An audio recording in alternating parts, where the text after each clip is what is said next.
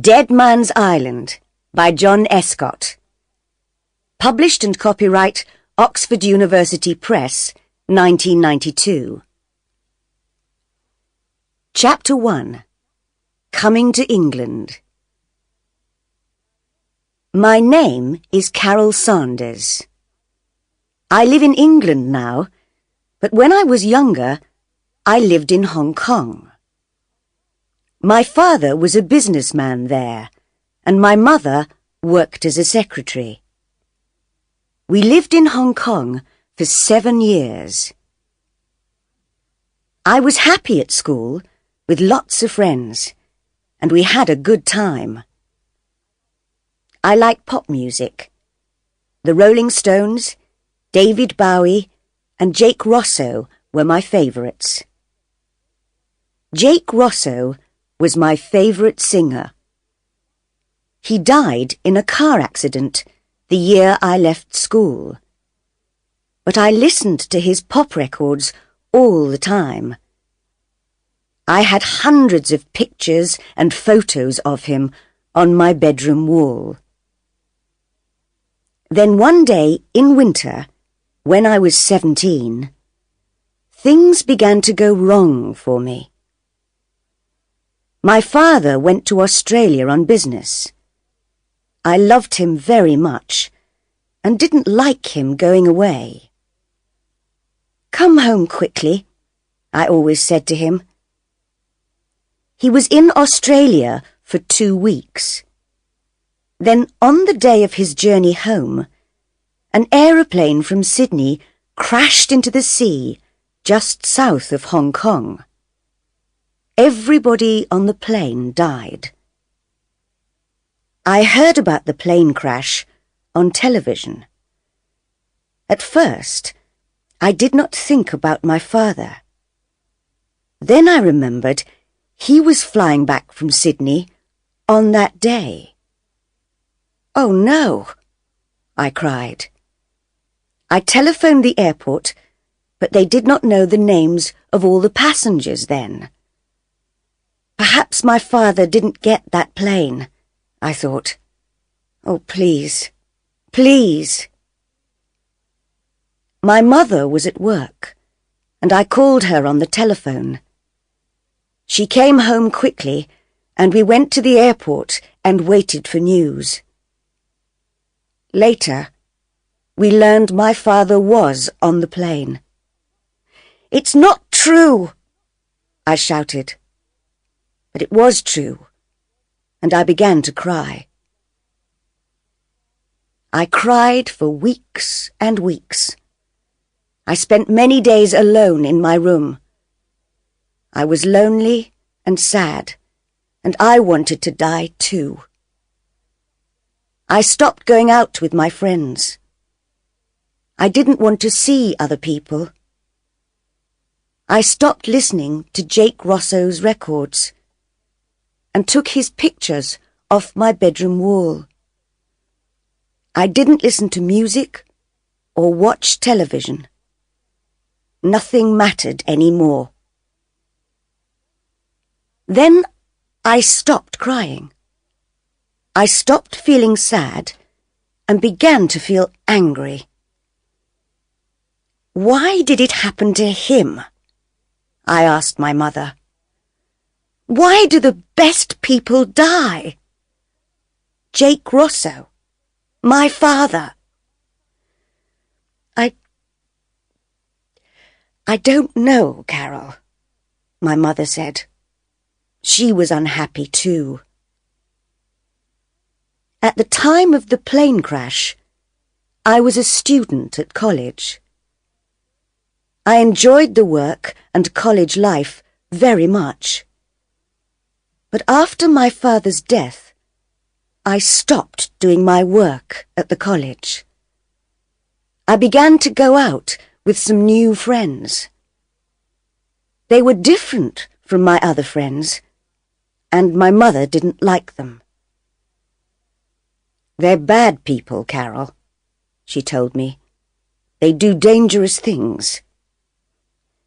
"They're exciting," I said, "and I like them."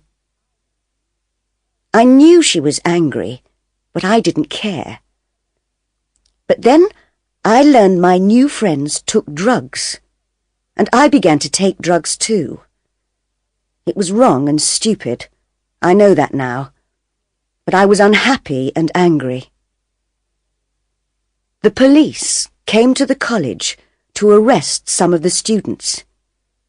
They didn't arrest me, but I had to leave the college. It was a bad time. My mother was very unhappy with me. "What am I going to do with you, Carol?" she said. "I'm sorry," I told her. "We'll go back to England," she said. "You can find a college there. Perhaps you can be happier in England." "All right," I said. "I want to forget what's happened. I want to forget what I've done and begin a new life, be a new person."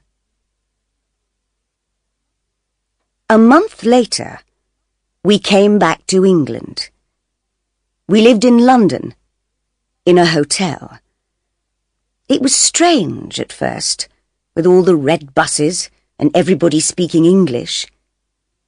It was the beginning of the summer, 3 months before college began in the autumn. London was full of tourists. We looked at all the famous buildings, Buckingham Palace, the Tower of London, and we went to restaurants and theatres in the evenings. It was interesting and exciting, and I began to forget the bad times in Hong Kong. "I'm pleased we came to London," I told my mother. But after a few weeks, she said, "You need to find a college, Carol. You must go on studying. And I need a job."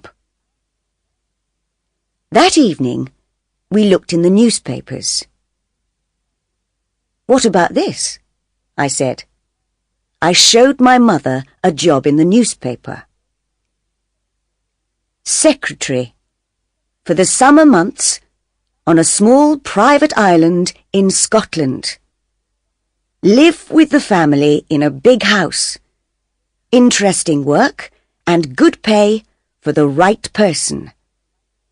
Phone Greta Ross, telephone number 071. "Well, that sounds interesting," said my mother. "I'd like to work as a secretary on an island in Scotland. It's a beautiful country, Carol, and you can go to college there in the autumn." "And it's a place to live for the summer," I said. "Hotels are expensive." My mother telephoned Greta Ross. "Come and see me tomorrow," Greta Ross told her. "Come to the Savoy Hotel at 11 o'clock. I went to the Savoy Hotel with my mother. It was big and expensive, bigger than our hotel, and in the centre of London. Mum needs this job, I thought, and a private island in Scotland is a nice place to live. Perhaps I can forget what's happened if I go there. "Room 22, said the woman at the hotel desk. "Go on up. Mrs. Ross will see you now." Greta Ross was waiting for us. She was about 30 years old and very beautiful. She wore an expensive red dress, and her hair was very long and dark. "This is my daughter Carol," said my mother. "Hello, Carol," said Greta Ross. "Hello," I said. "Carol is 18 years old," said my mother. "Can she come with me if I get the job? Perhaps she can help in the house or in the gardens. She likes gardening. She's studying farming at college." "Perhaps," said Greta Ross. "There's a small farm on the island." "I'd like to work on the farm," I said. Greta Ross looked at my mother. How long did you live in Hong Kong, Mrs. Sanders? 7 years, answered my mother. My husband died in a plane crash last year, so we've come back to live in England. Where did you live before Hong Kong? We lived in India for 3 years. Then Greta Ross took my mother into a room and asked her more questions. I waited outside. Greta Ross is nice, I thought. I hope my mother gets the job.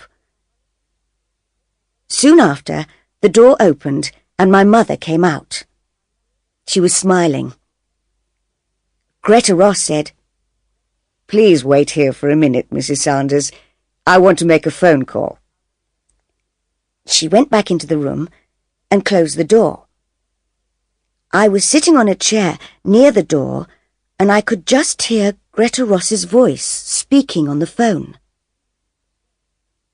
"I think I've found someone," she was saying. "She has a daughter, but the girl can work in the garden or on the farm. Don't worry. They've been away from England for 10 years. It'll be all right, I tell you. Don't worry." After a few minutes, Greta Ross put down the phone and came out of the room. "You've got the job," she told my mother. My mother was pleased.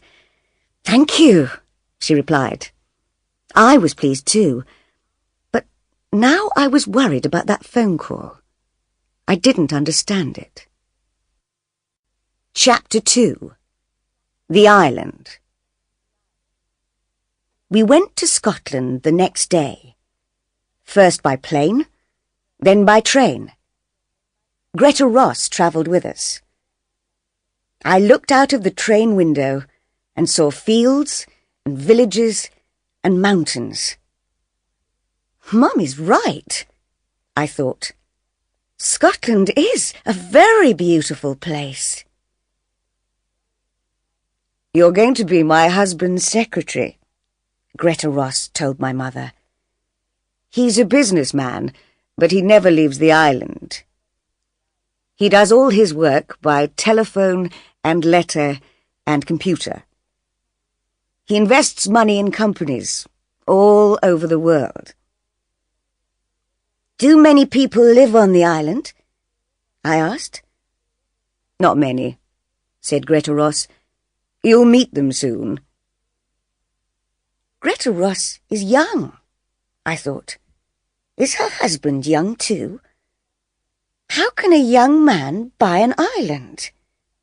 Is he very rich? After the train, we went on Mr. Ross's boat, which took us out to the island. The boatman was a young man. He had dark hair and was brown from the sun. "This is Tony," said Greta Ross. "He works for Mr. Ross." "Hi," said Tony. Soon we were near the island. I could see the beaches and the cliffs. The boat slowed down. "There are dangerous rocks round the island," explained Tony. "A lot of them are under the water and you can't see them. I have to be careful. But the rocks keep other boats away, and that pleases Mr. Ross." "Why?" I asked. Tony looked at Greta Ross, but she wasn't listening. "Mr. Ross doesn't like visitors to the island," Tony said in a quiet voice. Then Greta Ross looked at us, and Tony said no more. Why doesn't Mr. Ross like visitors? I thought. Has he something to hide? When we arrived on the island, my mother and I followed Greta up to the house. It was very big, and there were trees all around it. A woman was waiting inside the house. "This is Mrs. Duncan," Tony's mother," said Greta. "She's the housekeeper, and her husband is the gardener. Mrs. Duncan will take you up to your rooms. I'm going to tell Mr. Ross you've arrived." The housekeeper was a little woman with short hair. She went up the stairs, and my mother and I went after her. My room was next to my mother's. I looked out of the window and saw the gardens at the back of the house. A man was working in the garden near some trees. "Is that Mr. Duncan?" I thought. I looked between the trees and saw the sea. It's a beautiful house and a beautiful island. That evening, we had dinner with Mr. and Mrs. Duncan and Tony. We ate in the big kitchen. "What happened to Mr. Ross's last secretary?" asked my mother. "She's in hospital," replied Mrs. Duncan. "She's going to be away all summer." "Isn't Mrs. Ross lonely here?" I said. "No," said Mrs. Duncan. "She likes painting a lot.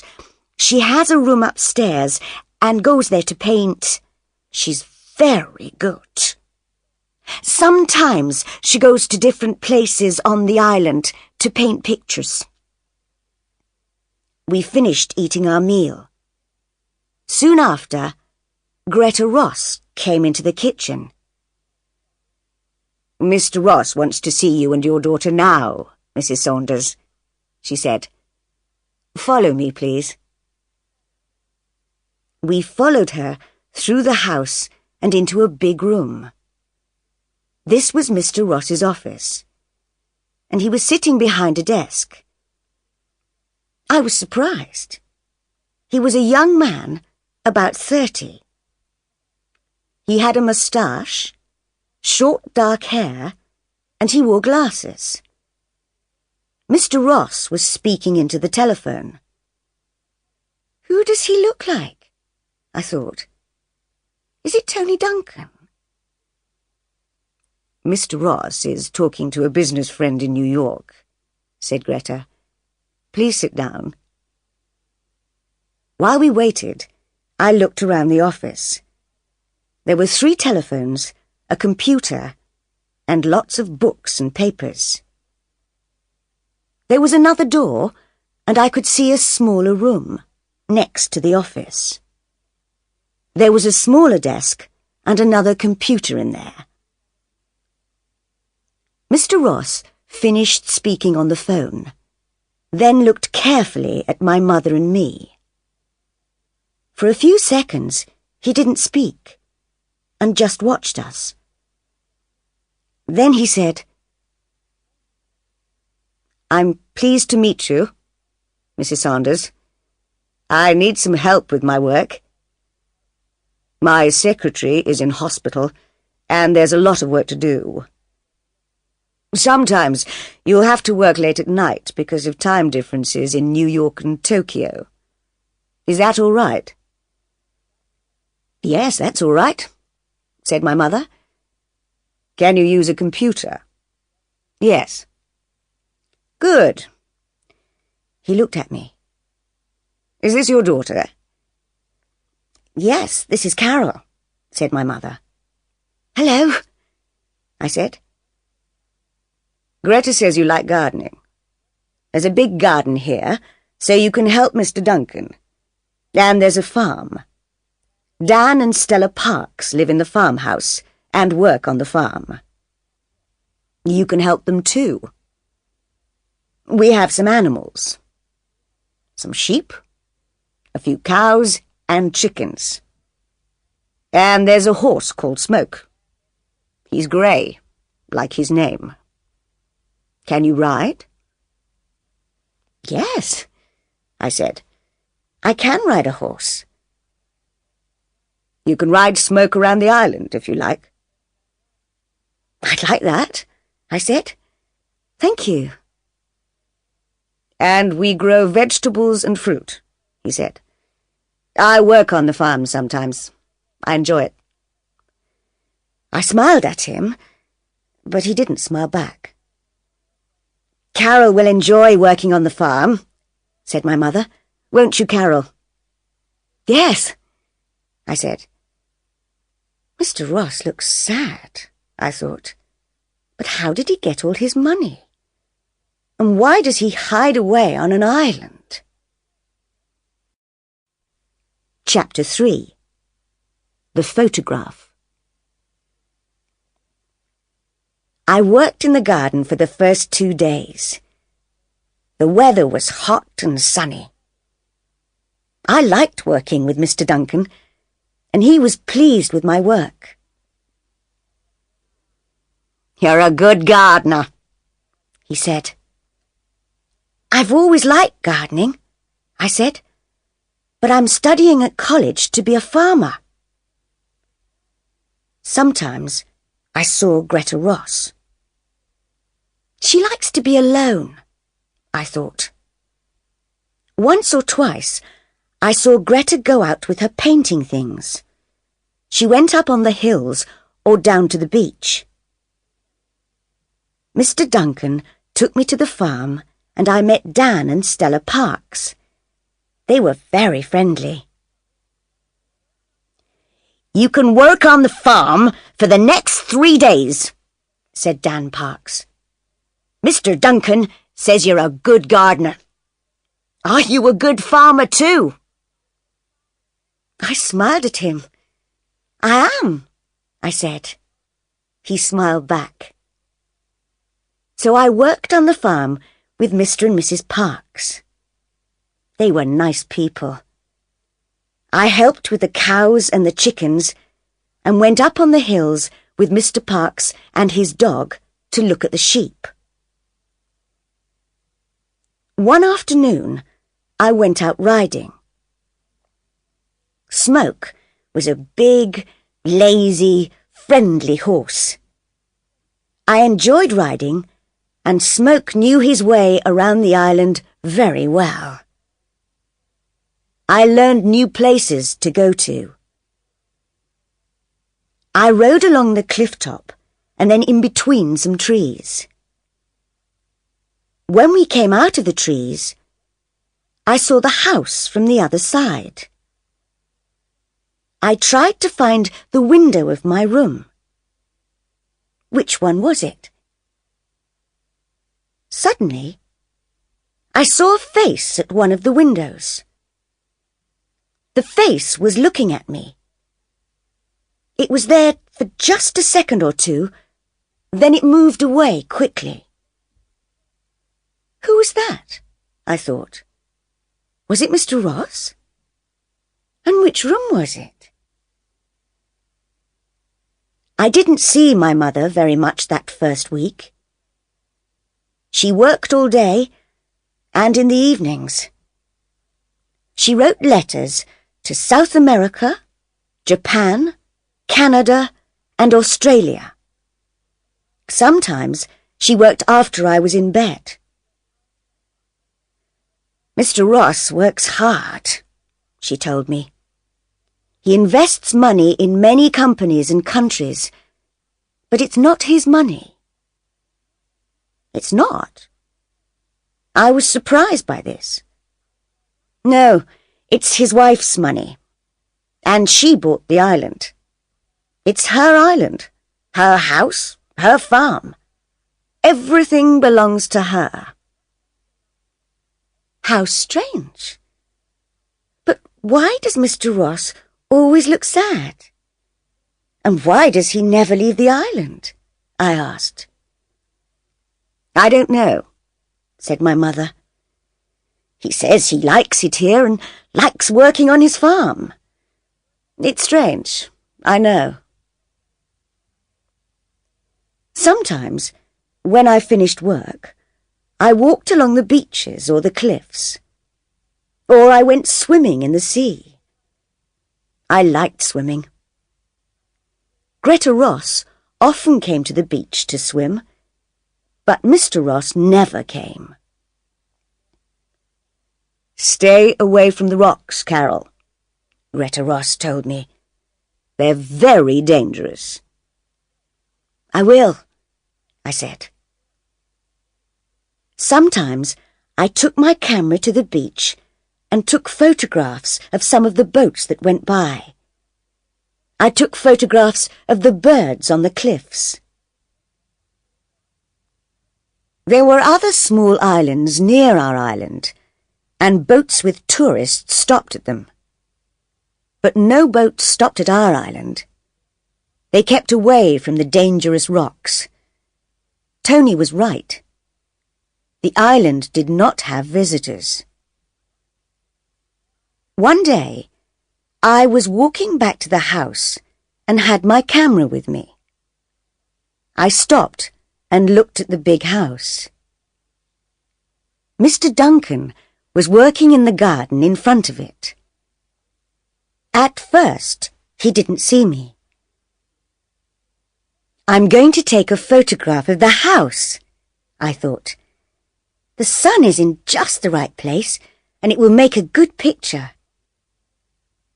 I looked at the building through my camera and took the photograph. Mr. Ross was coming out of a door. He was in my picture too, and he looked angry. "It's all right," I thought. "It's still a good photograph." But Mr. Duncan was running across the grass. He came quickly up to me and said, "Give me your camera." He looked very worried. "What's wrong?" I asked in surprise. I gave him the camera. "Never take photographs of Mr. Ross," he said. And then he opened the back of my camera and took out the film. "Hey, what are you doing?" I said. "You'll spoil my film." But he didn't stop. "Sorry," he said, and he put the film into his pocket. "But no pictures of Mr. Ross. He doesn't like people to take pictures of him." Mr. Ross was watching us. He saw the camera, and he saw Mr. Duncan take out the film. But he said nothing. Then he turned and went back into the house. Later, I told my mother about Mr. Duncan and the camera. "He spoiled my film," I said. "I don't understand," she said. "Why did he do that?" "I don't know," I said. "But there's something strange about Mr. Ross." About a week later, I finished work early one day and came back to the house. My mother was working in her small room next to Mr. Ross's office. Mrs. Duncan was in the kitchen. Greta Ross was painting in her room upstairs. I went to my room and began reading a book. I was sitting beside the window. After half an hour, I got tired of reading. I looked out at the rain and the grey sea and the rocks between the trees. My book isn't very interesting, I thought. I got up and went out of my room. I walked along the passage and turned a corner. Then I saw the door at the end of the passage. There was a large plant in a plant pot outside the door. Where does that door go? I thought. I haven't seen it before. I remembered the face at the window in my first week on the island. Perhaps it's the door to that room, I thought. I walked along to the door and turned the handle. The door didn't move. It was locked. "What are you doing?" said a voice behind me. I turned round quickly and saw Greta Ross. She looked angry. "That room is private," she said. "I'm sorry," I said. "I didn't—" "Stay away from there," she told me. I told my mother about the locked door. "What's behind it?" I said. "Is it a secret?" "I don't know," said my mother. "It doesn't matter. Mr. Ross can have locked rooms if he wants them." "I think he does have secrets," I said. "There's something strange about him. There's something strange about this island. Somebody isn't telling us something. Something important." My mother laughed. "Stop playing detective, Carol," she said. Chapter 4. The Locked Room. 2 days later, there was a storm in the middle of the night. I was hot and I couldn't sleep. I got out of bed, went across to the window, and looked out at the night. Black clouds hurried across the sky, and the trees moved wildly in the wind. The rain made a loud noise on the window. I opened my window and put my head out into the wind and the rain. I looked at the other windows in the house. Most of them were dark, but one window had a light in it. Somebody isn't sleeping, I thought. Which room is that? There were 6 windows between my window and the room with the light. And there are 6 doors between my room and the locked door, I thought. That light is in the locked room. Somebody's in there. I put on my dressing gown and went out of my room. The house was dark, and at first I couldn't see very well. I walked along the passage and turned the corner. There it was, the locked room, and there was a light under the door. I went nearer and heard noises. Somebody's moving about in the locked room, I thought. Who is it? Then the light went off and the door opened. I was afraid to move. Somebody came out of the room and into the dark passage. Lightning suddenly lit up the house, and I saw who it was. "It's Mr. Ross," I thought. What was he doing in that room in the middle of the night? I didn't move, and he didn't see me. He locked the door of the room carefully. He didn't put the key in his pocket, but hid it in the plant pot next to the door. "He's coming along here," I thought. "I must get back to my room." And I ran back along the passage. Mr. Ross heard me. "Who's that?" he called. I didn't answer, but ran into my room and closed the door. He came along the passage and stopped outside my door. Then he walked past and went on down the stairs. I took off my dressing gown and went back to bed. I was shaking because I was afraid. Now I know how to get into the locked room, I thought. But what's in there? There was no storm in the morning, but it was still raining. I got up early and worked on the farm. There were eggs from the chickens, and I put them in boxes. I helped to milk the cows and then took them out to the field. Later, I went back into the house for breakfast. "Did you sleep all right last night?" asked Mrs. Duncan.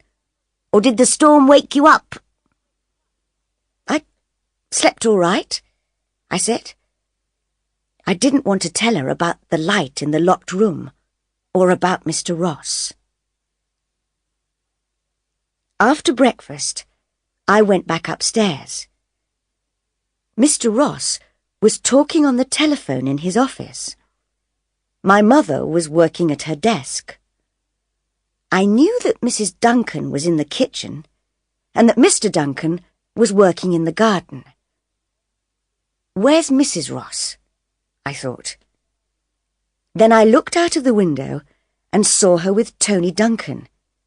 They were walking to the boat. "He's taking her out in the boat," I thought. "Perhaps she's going to Edinburgh."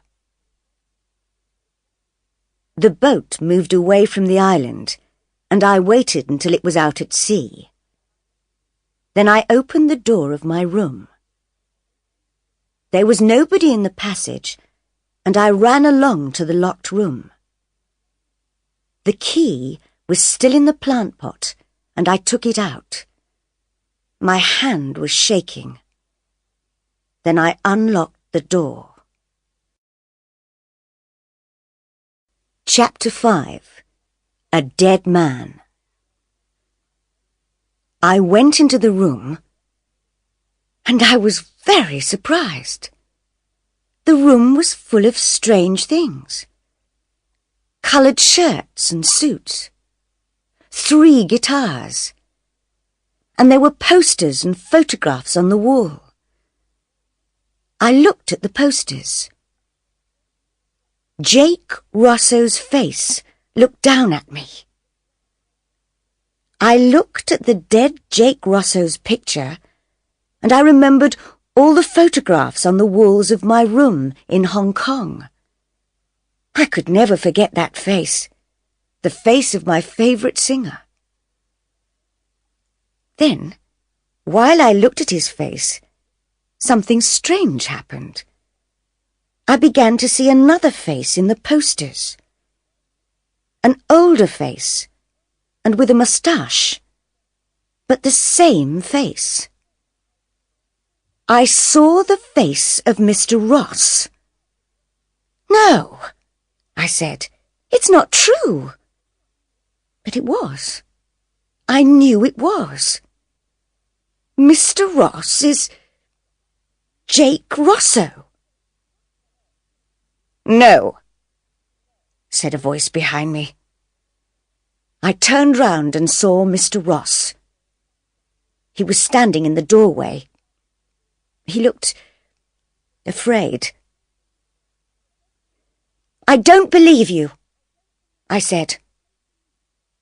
"You have to believe me." I looked at the posters. "Who is that, if it's not you?" "It's Jake Rosso. He was my brother." "That's not true," I shouted. "I don't believe you." "Listen, Jake Rosso was my favourite singer. I had hundreds of photos of him. I still have all his records. I loved him. Do you understand? Thousands of people loved him." "He's dead," Mr. Ross said quietly. "No!" I shouted. "You're Jake Rosso. You look different now, yes. You've got short hair.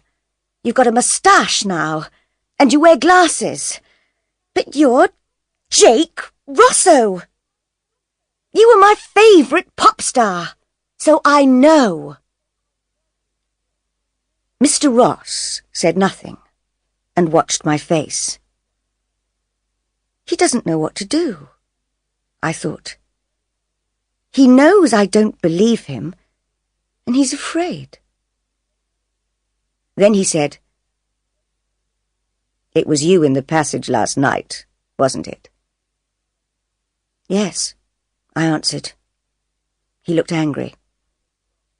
"I was wrong to give your mother a job," he said. I thought it was okay because you came from Hong Kong, and I needed help with my work. I needed a good secretary. Does your other secretary know who you are? I asked. Do the other people on the island know? Mr. Ross didn't answer, but walked across to the window. He was thinking. What's he going to do? I thought. Then he turned round. Okay, you're right. I am Jake Rosso. I knew it! He looked worried and unhappy. Can you keep a secret? A very important secret. I thought for a minute, then I said, yes, I can keep a secret. Then he told me. The other people on this island are my family. Your family? I said. Yes. My real name is James Duncan, and Mr. and Mrs. Duncan are my father and mother. Tony is my younger brother, and his wife Lisa is my secretary. It's she who's in hospital. And Dan and Stella Parks? I asked. My mother's sister and her husband, he said. But what are you doing here on this island? I don't understand. I'll tell you, he said. He sat down on a chair and took a guitar in his hands, but he didn't play it. You were right. I was a famous pop star. I was very rich, and I had a beautiful wife. But things went wrong. How? I took drugs, he said. I drank a lot of alcohol. I got drunk and crashed cars. I did stupid, terrible things. I knew it was wrong, but I couldn't stop doing it. I was crazy for a time. I can understand that, I told him.